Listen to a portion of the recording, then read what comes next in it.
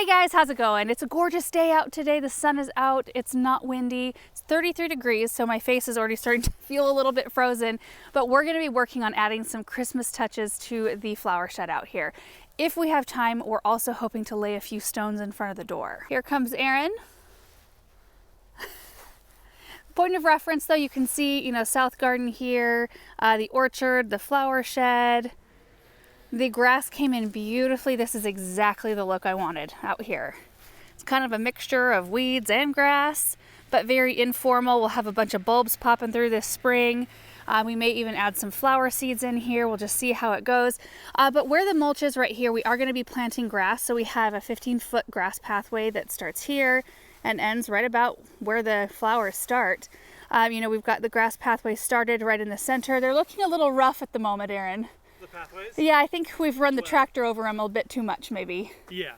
And they're brand new, so yeah, there's that. They'll be strong next year. So from about right here to where the rows for the cut flower garden starts, this will be a 15-foot grass pathway. And then we're going to seed in this area, kind of fill this in. And then right in front of the flower shed, I'm kind of thinking like an informal flower bed on either side, but we need to bridge the gap between where the grass will be and where the door is, because I think this is going to get quite muddy and possibly quite slick. I mean, it's going to get muddy and then freeze and then get muddy and then freeze. Yeah. So I don't think it's too frozen though. Like today, I might need to grab a shovel. I grabbed a couple of tools, but I don't know if they're going to be strong enough. Yeah, we're going to have to take some of that dirt out. Yeah, we'll have to shovel some out a little bit, but not much. These are the Christmas lights we're going to be putting up. They're on white wire, which I think will look good because you won't be able to see the wire against the white trim and the white shed. And then we picked up some small pre-made wreaths this morning. I'm going to make my own bows, but we're going to attach them just like we did last year, right to the center of these windows. It's going to be so cute. The only thing I couldn't fit on the golf cart was a ladder, which we will need. Oh, well, I can go get one. Okay, perfect.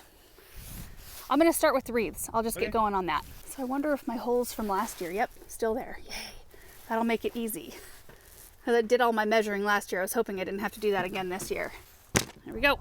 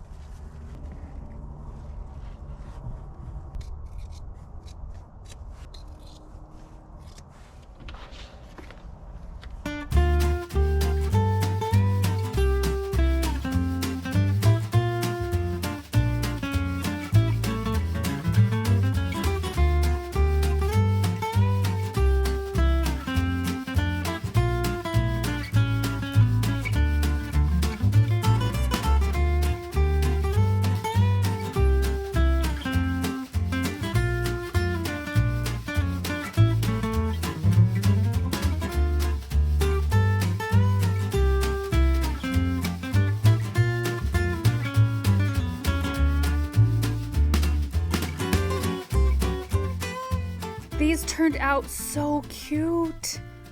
So simple, but they add such a beautiful Christmas touch out here.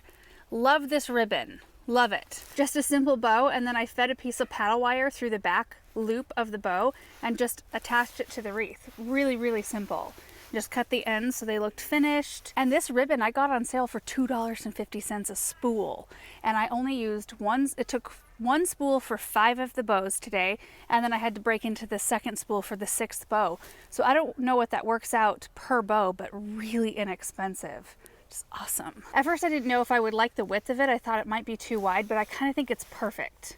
I need to trim these little pieces that are hanging off though. And then here's a look at the other side. There's one, and the sunny side, the west side.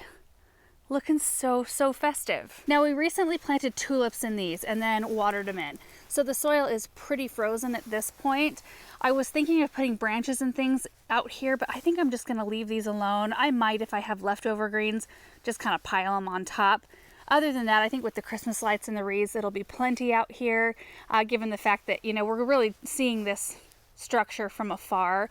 We're probably not gonna be out here, well, clearly not as much as we are during the gardening season. And this whole time, Aaron has been inside the flower shed in front of the heater, which is working beautifully. First time we've been testing it out. He's stretching those lights. Oh, you did some wire? Yeah, I did some wire. Oh, very good. Oh, you did do some wire. Good job. Nice. Here's some extra pieces. You can use those. I cut those too short. Yeah. That should be good. I think that should be great. I'm like poking. How's it going over here? Why you shouldn't buy icicle lights from Walmart. Exhibit A. They are wadded up to the max. Look Yeah. at that. But They come undone pretty easily. You have to, but like, as stretch them and As you hold. stretch it, they twist. So you kind of have to like let them twist out yeah, I to where it's see. more natural. Right. And kind of hold it there for a second. Yeah, But it's just time makes consuming. sense. Yeah, but at least you have heat. Isn't that nice? Yeah, it's really nice. So glad we decided to put this in kind of last minute, and it's great. Oh, oh I yes, use it. very Don't pull nice. it. Oh, I won't. Okay, I won't touch. It might like Unravel. stick out. Oh, would it poke me? It probably will. Oh, that would hurt, huh? Yeah, it'll probably like almost poke you like Right in the like- tummy, Like probably will poke you in the coat. in the coat. Well, probably like just probably touch the coat. Oh, I see.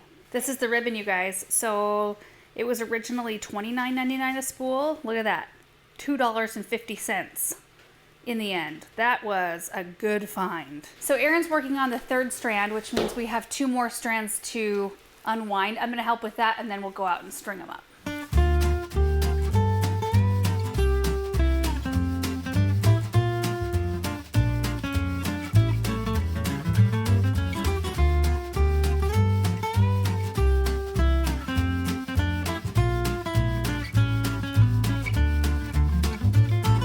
Hey Aaron, how come you had to pop all those lights off? Jeez. Can you explain to me No. why you're doing it for the second time? Now. Is it because I was right? No. Yes. No, it's because I like it. I just like it better this You way. like to get more experience with the Yeah. lights? Sometimes I like to do things twice.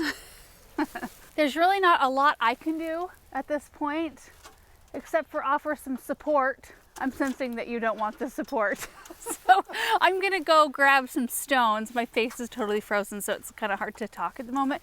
In fact, I changed shoes. I had my Vans on and my feet were just ice cubes. So anyway, I did try to shovel up some of the soil too, and the top layer kind of chipped off, but it's pretty, it's not frozen that I can tell. It's just so compacted. So I feel like we're gonna need to get something in here to rip that up, like a tiller maybe. Do you think we could get the tractor in and just till that one spot?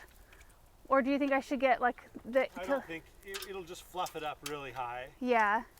So what do you think? Maybe like in the spring we could get it wet and soften it up a little bit? Yeah. Yeah, that's probably what's gonna have to happen. We'll wet it down in the spring once we're past freezing temperatures so that it softens it up enough that we can shovel it up. But I'm gonna go get some stones anyway because I kind of want to see what it's gonna look like. And I don't think it's gonna be too unlevel. I don't know. We'll try it out.